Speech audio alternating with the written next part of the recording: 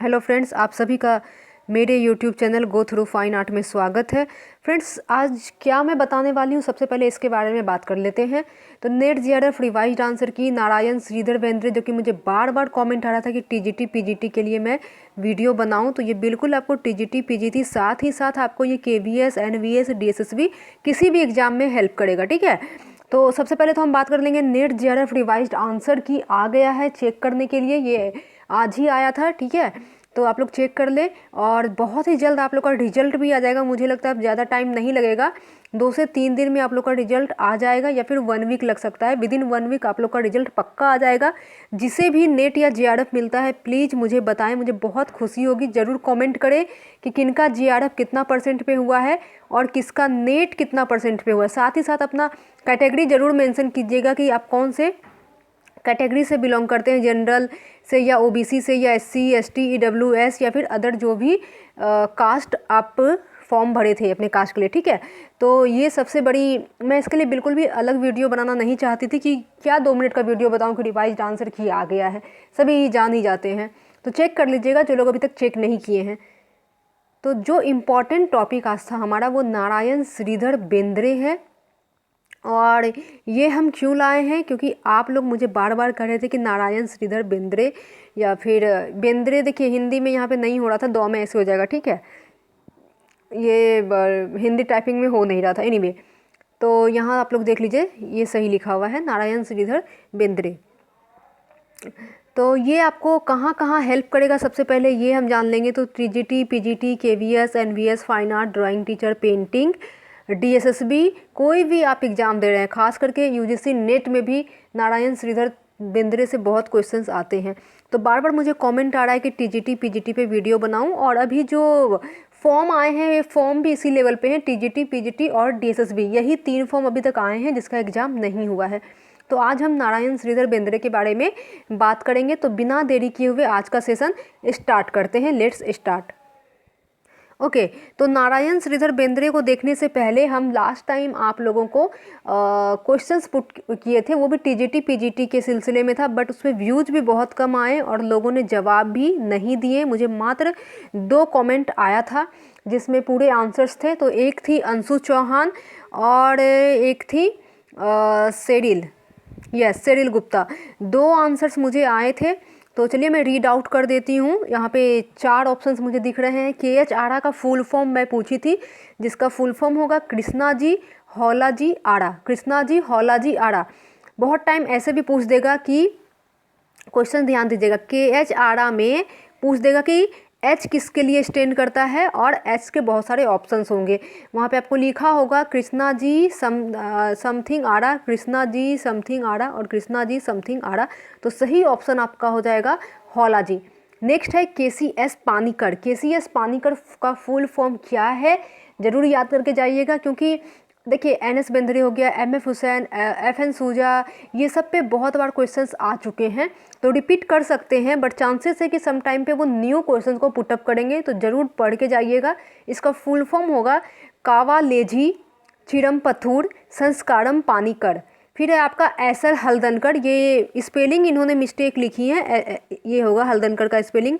तो स्पेलिंग आप लोग देख लीजिएगा। मैं जस्ट मैं कही थी कि जो भी मुझे आंसर सबसे पहले पुट ऑन करेंगे मैं उसी के आंसर से पढ़ा दूंगी, इसलिए मैं यहाँ पे कुछ लिखी नहीं हूँ, बस मैं बता दी हूँ कि स्पेलिंग आप लोग चेक कर लीजिएगा। तो इसका फुल फॉर्म हो जाएगा सावा लल्लाड़म लक्ष्मण हल्दनकर। ठीक है, और GR संतोष का फुल फॉर्म मैं पहले ही बता चुकी थी, उनका फुल फॉर्म हो जाएगा गुलाम रसूल संतोष। तो thank you so much Cheryl ji, and thank you so much Aanchal. I am very Anshu ji, Anjali ji, जो भी हैं, Anshu Anjali whatever name, Anjali ji. तो thank you so much and congratulations, you are the winner of my channel. दोनों को मैं गोल्ड अवार्ड से नवाजती हूँ, दोनों ने ही बहुत अच्छा परफॉर्मेंस किए हैं। ओके, और टाइम पे भी दिए हैं। चलिए, तो एनवीएस का मैंने आप लोग को इंटरव्यू बहुत जगह पे हो रहा है कॉन्टेक्चुअल के बेसिस पे, तो मेरे से क्या क्या पूछा गया था मैं बताई थी आप लोगों को। इसमें एक चीज़ ऐड कर लीजिएगा, एक चीज़ ऐड ये करना है कि आसाम के जो भी नेशनल पार्क है ना, उससे क्वेश्चंस पूछा गया था। आसाम के नेशनल पार्क जो कि है काजीरंगा है, पूछा गया था कि काजीरंगा जो नेशनल पार्क है वो कहाँ है। तो काजीरंगा नेशनल पार्क आपका आसाम में है। क्वेश्चंस आपका ये है कि काजीरंगा किसके लिए फेमस है। वो जो काजीरंगा नेशनल पार्क है वो किस चीज़ के लिए फेमस है, जल्दी से कमेंट करके आंसर बताइए। काजीरंगा नेशनल पार्क किस चीज़ के लिए फेमस है। हो सकता है कि वो किसी जानवर के लिए फेमस है, या पेंटिंग के लिए फेमस है, या किस चीज़ के लिए फेमस है, कमेंट कीजिएगा। मैं आपका कमेंट का इंतज़ार कर रही हूँ। ओके, तो ये क्वेश्चन हो गया, बहुत इंपॉर्टेंट है ये काजीरंगा नेशनल पार्क, जो कि है NVS KVS में भी पूछा गया है और साथ ही साथ UGC नेट में भी पूछा जा चुका है। तो यहाँ पे हमने इंटरव्यू के बारे में बताए थे। पेपर अगर आपने अभी तक नहीं देखा तो पेपर देख लें, बहुत जल्दी पेपर भी सॉल्व करवाऊंगी, तो सारा वीडियो देख लें क्योंकि बहुत इंपॉर्टेंट है। NVS इंटरव्यू कभी भी हो सकता है, तो उसमें आपको हेल्प करेगा। Okay, we are moving to the our main concern. हमारा मेन कंसर्न नारायण श्रीधर बेंद्रे था। तो बहुत लोग मुझे कह रहे थे कि हिंदी में, तो finally I found some text on Hindi, so I will share with you in Hindi and don't worry about the English medium because I will translate everything in English as well. सो इंग्लिश वाले आज कॉपी पेन लेके बैठे ताकि जो भी मैं उसे ट्रांसलेट करूँ आप लोग नोट डाउन कर ले, और हिंदी वाले भी पेन एंड कॉपी लेके रख बैठे, क्योंकि जो मैं पढ़ाते जाऊंगी अगर आप लोग नोट डाउन कर लेंगे तो आपका नोट्स कंप्लीट हो जाएगा। ठीक है, नोट्स कंप्लीट हो जाएगा। ओके, तो सबसे पहले हम बात करेंगे कि नारायण श्रीधर बेंद्रे का जन्म कहाँ हुआ है। तो नारायण श्रीधर बेंद्रे का जन्म 1910 में मध्य प्रदेश के इंदौर नगर में हुआ। तो ये कहाँ से बिलोंग करते हैं, ये मध्य प्रदेश के इंदौर से बिलोंग करते हैं। इनका जन्म कब हुआ था, तो 1910 में हुआ था। नेक्स्ट है कि इन्होंने शिक्षा कहाँ से ली। तो इन्होंने अपनी प्रारंभिक शिक्षा राजकीय कला विद्यालय इंदौर से प्राप्त की और उच्च शिक्षा 1933 में गवर्नमेंट डिप्लोमा बम्बई से। अब देखिए यहाँ पे मैं थोड़ा सा कंफ्यूज हुई हूँ, मुझे आप लोग भी पॉइंट आउट कर सकते हैं कि यहाँ पे देखिए वहाँ लिखा हुआ है कि 1933 में गवर्नमेंट डिप्लोमा बम्बई से, बट जब मैं प्राणनाथ मागो की बुक पढ़ रही हूँ तो प्राणनाथ मागो में लिखा गया है कि 1933 में उन्होंने आगरा यूनिवर्सिटी से, आगरा विश्वविद्यालय से उन्होंने अपने डिप्लोमा की शिक्षा प्राप्त की थी। और उसी के साथ साथ जब वहाँ पे वो डिप्लोमा कर रहे थे तभी वो किसी अदर इंस्टीट्यूट से भी वो कर रहे थे। मुझे लग रहा है कि यहाँ पे दो चीज़ को मेंशन किया गया, हो सकता है कि उन्होंने दोनों जगह से ही डिप्लोमा किए होंगे, 1933 में ही बम्बई से भी और आगरा से भी। तो याद रखिएगा, क्योंकि उन्होंने जब आगरा से अपनी डिप्लोमा ले रहे थे तभी वो एक अलग इंस्टीट्यूशन से भी ले रहे थे, तो मुझे लग रहा है कि वो अलग इंस्टीट्यूशन जो है आपका बम्बई होगा, तो याद रखिएगा।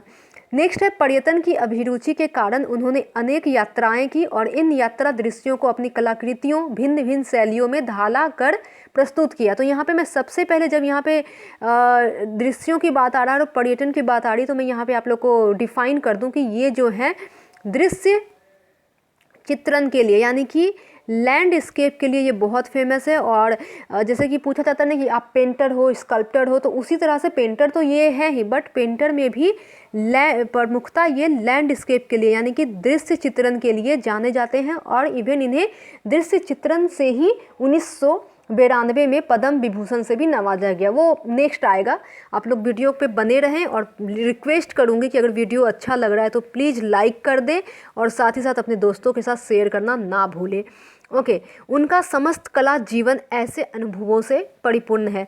नेक्स्ट है बेंद्रे के प्रारंभिक चित्रों में इंदौर की खासी शैली का प्रचुर प्रभाव है। यानी कि जब बेंद्रे के जो अर्लियर स्टेज के पेंटिंग थे उसमें उन्होंने खासी स्टाइल को दिखाए हैं जो कि इंदौर से रिलेटेड है।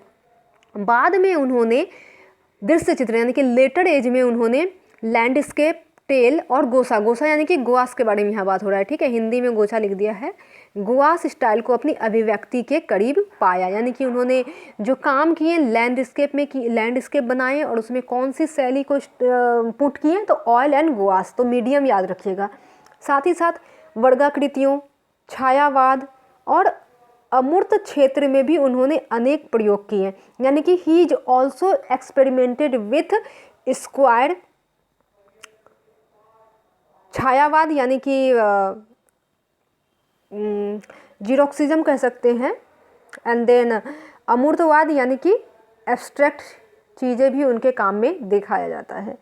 इसका नतीजा यह हुआ कि उनकी कलाकृति कांटे, इंग्लिश वाले नोट डाउन करें, कांटे यानी कि थॉर्न, इनकी पेंटिंग है थॉर्न, जो कि 1955 में राष्ट्रीय पुरस्कार से चुना गया। और थॉर्न का मीडियम मैं बता दूं ऑयल मीडियम में है, इसकी मीडियम जो है ऑयल है।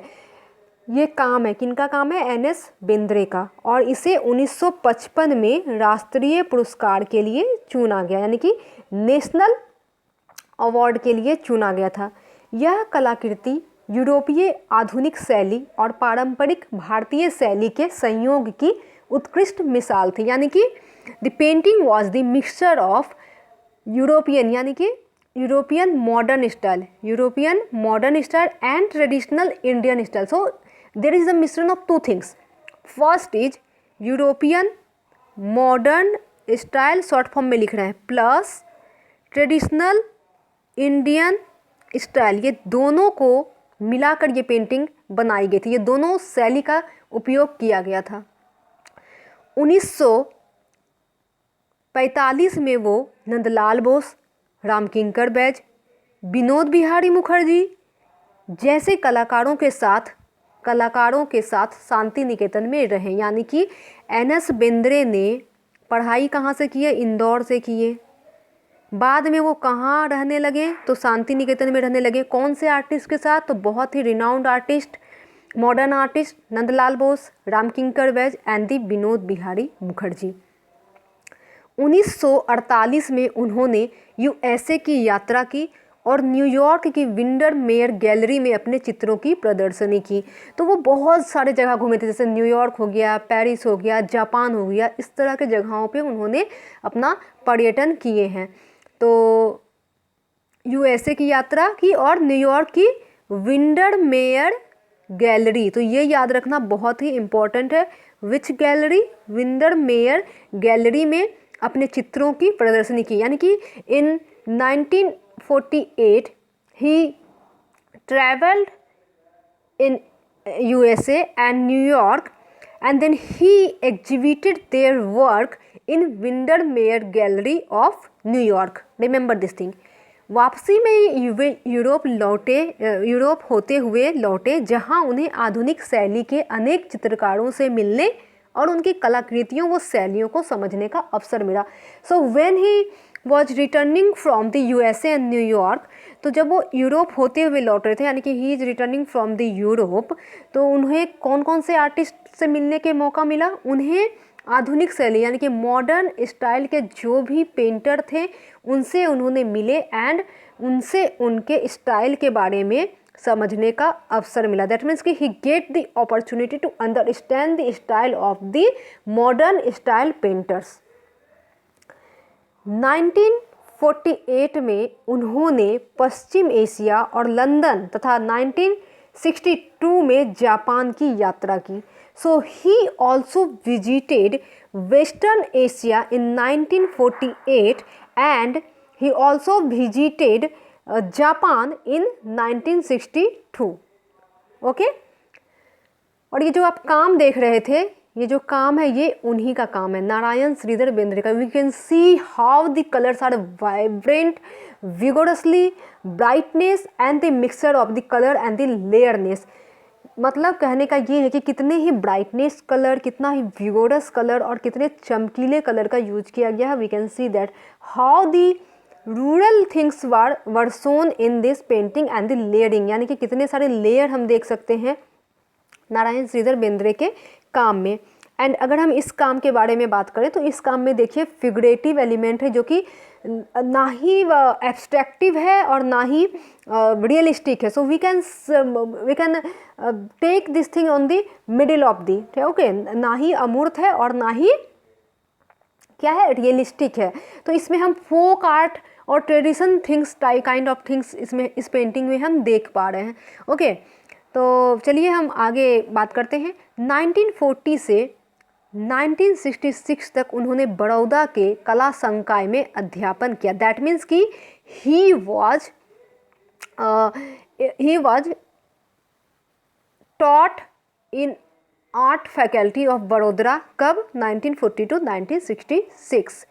दीन के पद पर पहुंचने के पश्चात सेवानिवृत्ति ली, यानी कि when he reached to the dean post, उसके बाद उन्होंने वहाँ से सेवानिवृत्ति ले ली और अपने अंतिम समय तक चित्रकारी करते रहे। यानी कि उन्होंने जो भी अध्यापक का या फिर डीन का जो भी पोस्ट था वो सबको उन्होंने छोड़ दिया और अपने काम में लीन हो गए।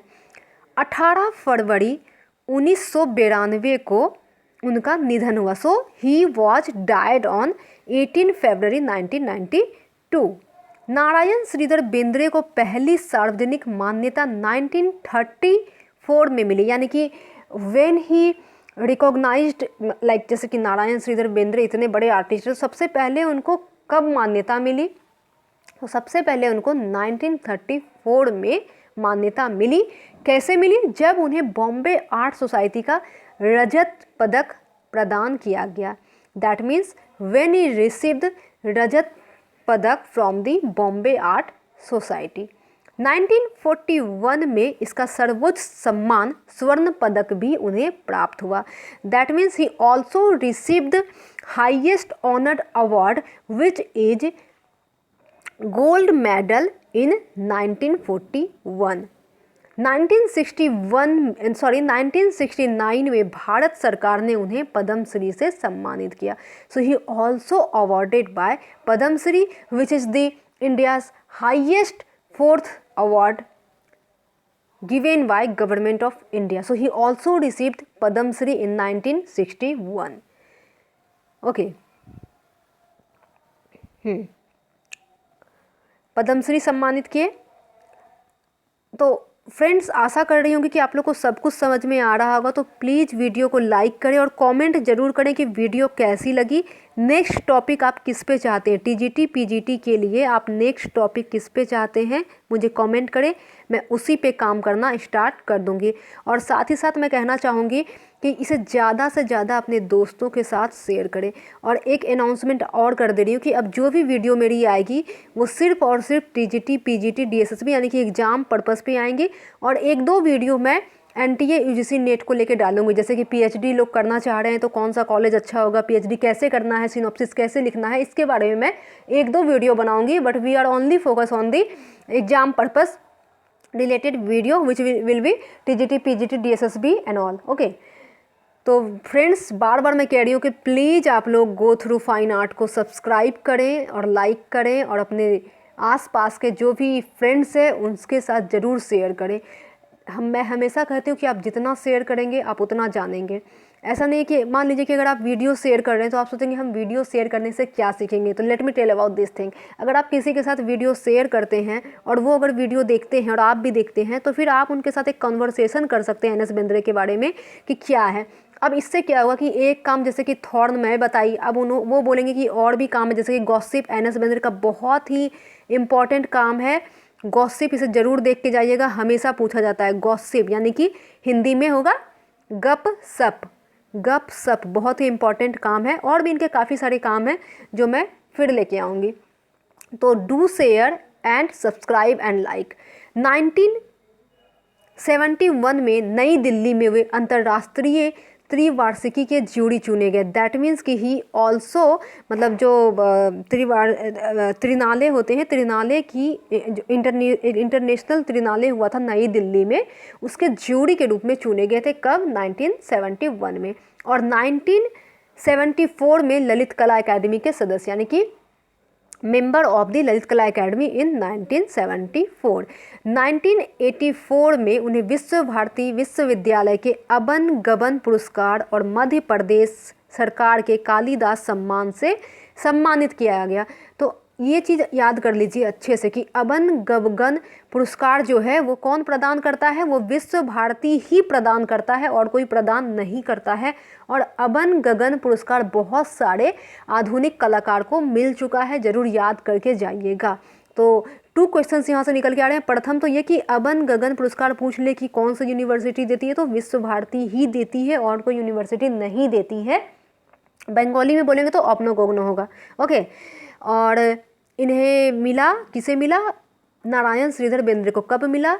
1984 में। और मध्य प्रदेश सरकार ने किस चीज़ से सम्मानित किए? तो मध्य प्रदेश सरकार ने कालिदास सम्मान से सम्मानित किए। तो फ्रेंड्स, आज के लिए इतना ही। आशा करती हूँ कि आप लोग को ये वीडियो बहुत पसंद आई होंगी। अगर पसंद आई है तो फिर से रिक्वेस्ट कर रही हूँ कि do like share and comment. और साथ ही साथ फ्रेंड्स, अपने गो थ्रू फाइन आर्ट चैनल को ज़रूर सब्सक्राइब कर ले और बेल आइकन को प्रेस कर ले bye bye, take care, see you soon, have a nice day. जय हिंद, जय भारत, वंदे मातरम। फिर से रिपीट कर रही हूँ कि जो काजीरंगा नेशनल पार्क जो है उसको ज़रूर कमेंट करके बताएं कि वो किस चीज़ के लिए विख्यात है, Kaziranga national park. Bye bye, take care.